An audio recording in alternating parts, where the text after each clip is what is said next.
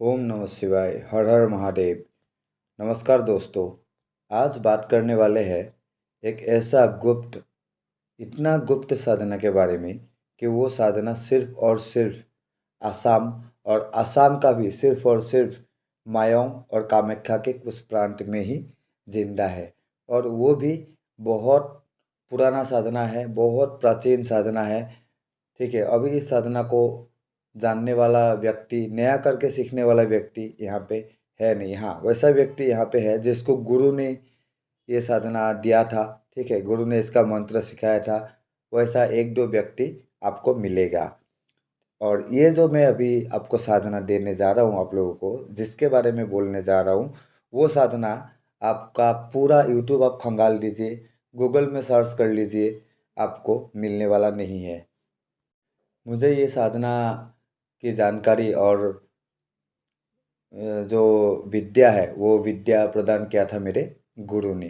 ठीक है, मेरे गुरु द्वारा मुझे करवाया गया था ये साधना, और इसीलिए मैं इस साधना के बारे में जानता हूँ सारा कुछ। ये सिद्धि है मेरे पास और मैं इसको ट्रांसफ़र भी दे सकता हूँ। अगर किसी को चाहिए तो मेरा व्हाट्सएप नंबर में कांटेक्ट कर सकता है, जो मेरा स्क्रीन पे और डिस्क्रिप्शन में दिया रहता है। पहले आज जो शक्ति के बारे में बात करने जा रहा हूँ, वो कैसा शक्ति है उसके बारे में थोड़ा डिस्क्रिप्शन मैं आप लोगों को दे देता हूँ। ठीक है, शक्ति का नाम है बुरा डांगोरिया। बुरा डांगोरिया। ठीक है, ये शक्ति किस टाइप का शक्ति है, अभी आप कंपेयर करोगे तो मैं आपको बोलूँगा कि जैसे कि पीर होता है इस्लामिक तंत्र में, इस्लाम में जैसे कि पीर होता है, कुरान में जैसे कि पीरों के बारे में व्याख्यान है, उसी तरीके से हम लोगों का जो यहाँ का प्राचीन जो ग्रंथ है, ठीक है, हम लोगों का यहाँ का प्राचीन ग्रंथों में, मायोंग का कुछ कुछ पांडुलिपियों में इसके बारे में भी उल्लेख है। और बहुत प्राचीन प्राचीन मायोंग के तांत्रिक इसके बारे में जानता था, इसका ज्ञान उन लोगों को था और वो इनका प्रयोग कर सकते थे। और जो शक्ति है वो बहुत ही सात्विक शक्ति है। लेकिन लेकिन इतना पावरफुल है, इतना पावरफुल है, कोई भी तामस इसके सामने ठहर नहीं सकता है। कोई भी निगेटिविटी इसके सामने ठहर नहीं सकता है। ये कभी किसी भी गलत चीज़ों के सामने नहीं हारते हैं। ठीक है, चाहे आप इनको जिन पे लगा दो, ठीक है, वो जिन को मार के भगा के कहाँ पे फेंक फेंक देगा पता ही नहीं है। ऐसा शक्ति है, इस टाइप का ये शक्ति है। एक्चुअली में ये पीरी है, असम का मायोंग का ये एक पीर बाबा है। ठीक है, और इनका नाम है बुरा दांगोरिया। लेकिन ये जो है इस्लामिक नहीं है, ये सनातनी ही है। और महादेव शिव जी का बहुत बड़े भक्त है। ठीक है, इनका जो साधना किया जाता है वो साधना आपको शिव मंदिर के प्रांगण में ही करना होता है, नहीं तो बेल का जो पेड़ होता है उसका नीचे बैठ के आप इनका साधना कर सकते हो। इनकी सवारी जो है, मतलब साधना से संतुष्ट होने के बाद जब ये आते हैं, तो ये आते हैं एकदम शुद्ध सफ़ेद घोड़े में। दूध की तरह उनका घोड़ा सफ़ेद होता है, वही घोड़े में बैठ के ये आते हैं। इनका वस्त्र भी आपको बहुत गांभीर्यपूर्ण वस्त्र मिलेगा, धोती मिलेगा। ऊपर आपका पंजाबी धोती, पंजाबी सर पे आपका पगड़ी रहेगा। ठीक है, और कंधे में यानी कि बटन में शॉल लपेटा हुआ रहेगा। हम लोगों का असम में इसको सेलेंग साडोर भी बोलता है। ठीक है, वो लपेटे हुए रहता है। और ये शक्ति सिद्ध बहुत आसानी से हो जाते हैं। ठीक है, क्योंकि शिव जी का शक्ति है, शिव जी को बहुत मानते हैं। अगर कोई शिव जी का साधक इनका साधना करते हैं तो तुरंत और तुरंत उस उनको साक्षात्कार भी हो जाता है। मैंने बोला ही कैसे आता है, सफ़ेद घोड़े में बैठ के आता है। पूरा आपका सफ़ेद वस्त्र में होते हैं, पूरा सफ़ेद। ठीक है, चंद्रमा हजार ऐसा लगेगा जब वो आएगा कि आपको ऐसा लगेगा कि हजार चंद्रमा एक साथ होके आ गया है। ठीक है, ऐसा उसका जो अनुभूति है, उसका जो मतलब व्यक्तित्व है, उसका जो आभा मंडल का चमक है, वैसा है उनका। क्या कर सकता है साधक के लिए, मतलब साधक का बेनिफिट क्या होता है इनको से सिद्धि करने से या इनकी साधना करने से? साधक का ये बेनिफिट होता है, साधक का जितना भी मुश्किलात होता है, ठीक है, जितना भी मुश्किलों में साधक क्यों ना हो, उन मुश्किलों से एक प्रकार साधक को खींच के निकाल लेते हैं। ठीक है, वो चाहे मुश्किल कोई भी हो, धन संपदा का मुश्किल हो, शत्रु का कोई प्रॉब्लम हो, और आपका कोई काला जादू, मारन, ये सब का तंत्र का प्रयोग आप पे होके रखा है। ठीक है, वो सब से यूं आपको चुटकी बजा के निकाल देगा। ठीक है, ये तो हो गया उनका जो अच्छे कर्म है वो। अगर आप इनको कुछ भी बुरे कर्म के लिए यूज़ करना चाहोगे, सिद्ध होने के बाद ये शक्ति सिर्फ साधक के लिए काम करती है। ये नहीं देखते हैं कि साधक जो काम करवा रहे हैं इनसे, ठीक है, वो सही है या गलत है। साधक का रक्षा करना, साधक का बात मानना इनका फर्ज हो जाता है जब ये सिद्ध होते हैं तब। इनका जो साधना है वो साधना है आपका 11 दिनों का साधना। 11 दिन या तो आपको शिव मंदिर के प्रांगण में बैठ के साधना करना है, नहीं तो जो बेल का पेड़ है उसका नीचे बैठ के साधना करना है। ठीक है, साधना का जो दिशा होगा वो दिशा होगा आपका पूरब या उत्तर की दिशा। अभी जो इसमें रक्षा मंत्र का जो सवाल है, रक्षा मंत्र, रक्षाबंधन, घेरा मंत्र, यहाँ पे कुछ भी नहीं चाहिए, क्योंकि आप उनके साधना कर रहे हो तो कोई भी शक्ति का मजाल नहीं है, कोई भी निगेटिव एंटाइटिस का मजाल नहीं है कि आके आपको छेड़ दे। ठीक है, साधक का पूरी तरीके से हिफाजत करता है साधना के टाइम से ही, ऐसा शक्ति है। इनको सिद्ध करने से आपको इतना सारा तो सहूलियत मिलेगा ही, मैंने जो जो बोला वो, और क्या मिलेगा, ये आपको बहुत सारे गुप्त ज्ञान प्रदान करेंगे। ठीक है, इसमें बहुत सारे मायावी विद्याएं भी होता है जो वो आपको सिखाते हैं, उनका प्रयोग के बारे में आपको समझाते हैं। वो चाहे आप वो आपके डायरेक्ट भावना में आपका डाल देगा, मस्तिष्क में डाल देगा, नहीं तो आपको सपने में आके सारा कुछ समझा देगा।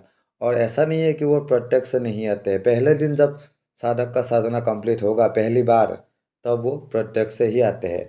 और उसके बाद आपको हर पूर्णिमा में उनको भोग लगाना होता है। ठीक है, भोग के बारे में मैंने बोला नहीं है अब तक, मैं बोलूँगा क्या भोग चाहिए। भोग लगाना होता है, और भोग लेने के लिए या भोग ग्रहण करने के लिए वो आपके सामने प्रत्यक्ष से ही आएंगे, भोग ग्रहण करेंगे आपका रखा हुआ और चले जाएंगे। ठीक है, कार्य करने के लिए इन्हें कोई भोग का ज़रूरत नहीं है। कार्य करने के लिए इन्हें सिर्फ आप भक्ति से अनुरोध कीजिएगा इनके सामने आदेश नहीं चलता है, अनुरोध चलता है। आप उनके सामने अनुरोध कीजिएगा, आपका काम हो जाएगा सिद्धि के बाद। ठीक है, कुछ नहीं करना है, सिर्फ उनको सोच के बोलना है मेरा ये काम अटका हुआ है, इसको पूरा होना चाहिए। हे बुरा कुमार रंगोरिया, ऐसा बोलना है, मेरा ये काम अटका हुआ है और ये काम हो जाना चाहिए, बस वो काम हो जाएगा। ठीक है, इनको जो भोग चाहिए अभी, वो भोग आपको साधना में 11 दिन का जो साधना है 11 दिन ही आपको रखना होगा। और उसके बाद जब आप पूर्णिमा पूर्णिमा में भोग दोगे वही भोग दोगे। भोग के बारे में सुन लीजिए, भोग होगा आपका सफ़ेद मिठाई, उसके बाद आपका खीर या दही।